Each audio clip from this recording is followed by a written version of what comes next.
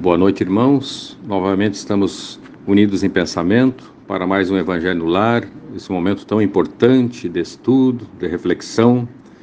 Convido a todos os irmãos para formarmos uma corrente de luz, de amor nesse momento, elevando o nosso pensamento a Deus, nosso Pai, Criador da vida, ao nosso irmão e Mestre Jesus, aos espíritos amigos, mentores da nossa casa espírita Eulália Nogueira, que nos deem amparo e proteção nesse momento. Ainda estamos estudando as preces espíritas, no capítulo 28. Os itens de hoje é os 50, 51 e 52, pelos inimigos do Espiritismo. Item 50. Bem-aventurados os que têm fome e sede de justiça, porque serão fartos. Bem-aventurados os que sofrem perseguição por causa da justiça, porque deles é o reino dos céus.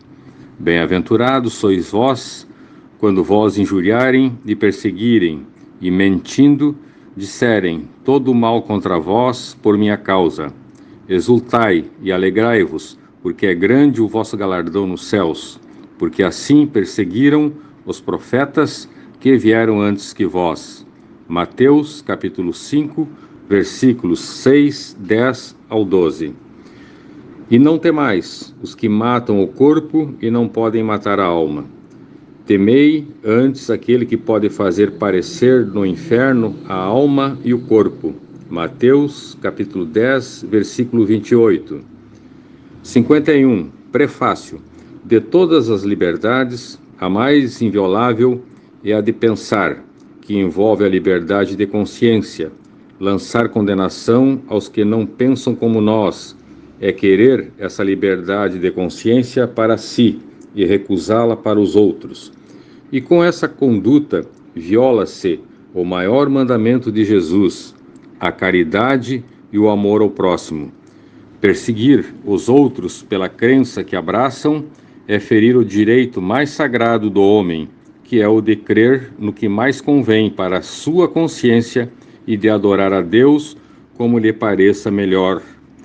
Obrigá-los à prática de atos exteriores que sejam semelhantes aos nossos é mostrar que damos mais importância à forma externa do culto do que para a essência dos princípios religiosos. Mais importância às aparências que à convicção da fé. A renúncia forçada da crença que se abraça jamais de uma outra fé a quem quer que seja. Ela não pode produzir mais que os homens como falsos sentimentos. É um abuso da força material que não revela nenhuma verdade. A verdade é senhora de si mesma. Ela convence e não persegue, porque não tem necessidade de perseguir para impor-se. O Espiritismo é uma opinião, uma crença, sendo mesmo uma religião, porque não teriam os seus adeptos a liberdade de se dizerem espíritas, como os outros têm de se dizerem católicos, judeus ou evangélicos, por serem adeptos desta ou daquela doutrina religiosa, deste ou daquele sistema econômico. A alternativa proposta para a razão é: ou a crença espírita é falsa, ou ela é verdadeira. Se ela é falsa, cairá por si mesma, porque o erro não sobrevive à verdade, quando o seu conhecimento real se faz nas inteligências. Mas, se ela é verdadeira, a perseguição não a transformará em crença falsa. A perseguição é a iniciação de toda a ideia nova, grande e justa. Essa perseguição cresce com a grandeza e o valor da ideia. O furor e a cólera de seus inimigos se equivalem ao temor que ela lhes inspira, por contrariar-lhes os interesses profissionais. Pelo mesmo motivo, o cristianismo foi perseguido na época de seus adventos, e o espiritismo é hoje perseguido apenas que com diferenças de que o cristianismo foi perseguido pelos pagãos, enquanto que o espiritismo o é pelos cristãos. O tempo das perseguições sanguinolentas já passou. Esta é a verdade. Mas, se hoje não matam o corpo, torturam a alma. Ferenas nos seus sentimentos mais íntimos, nas suas afeições mais caras. As famílias são divididas, jogando-se a mãe contra a filha, a mulher contra o marido. E mesmo a agressão física não falta, ferindo-se as necessidades materiais, ao tirarem das pessoas o trabalho que lhes permite o ganha-pão, para reduzi-las à fome. Capítulo 23, itens 9 e seguintes. Espíritas, não se aflijam com os golpes que lhes desferem, pois eles revelam que vocês estão com a verdade. Se vocês estivessem com a mentira, eles os deixariam tranquilos e não os agrediriam. Essa é uma prova para a sua fé, porque é pela sua coragem, pela sua resignação, pela sua perseverança, que Deus os recolherá entre seus fiéis servidores, os quais já são conhecidos até hoje, para dar a cada um a parte que lhe cabe no reino dos céus, segundo as suas obras. A exemplo dos primeiros cristãos, carreguem com altivez a sua cruz.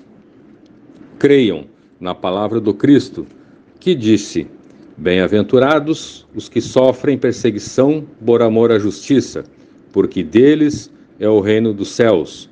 Não temais os que matam o corpo, mas não podem matar a alma. E Jesus ainda acrescentou: Amai os vossos inimigos, fazei o bem aos que vos fazem o mal, e orai pelos que vos perseguem. Mostrem, pois, que vocês são os verdadeiros discípulos do Cristo, e que a doutrina que vocês abraçam é boa, fazendo o que Jesus disse, e ele próprio exemplificou. A perseguição pouco durará.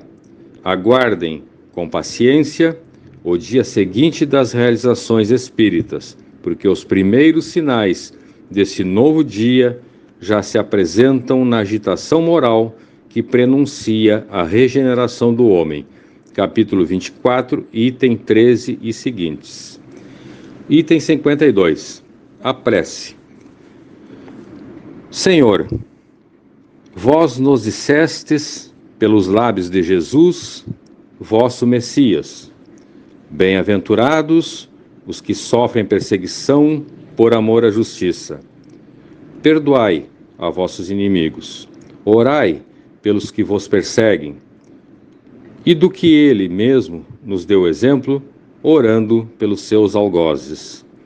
A exemplo de Jesus, meu Deus, nós imploramos vossa misericórdia, para aqueles que desprezam os vossos divinos preceitos, os únicos que podem assegurar a paz neste mundo e no mundo espiritual.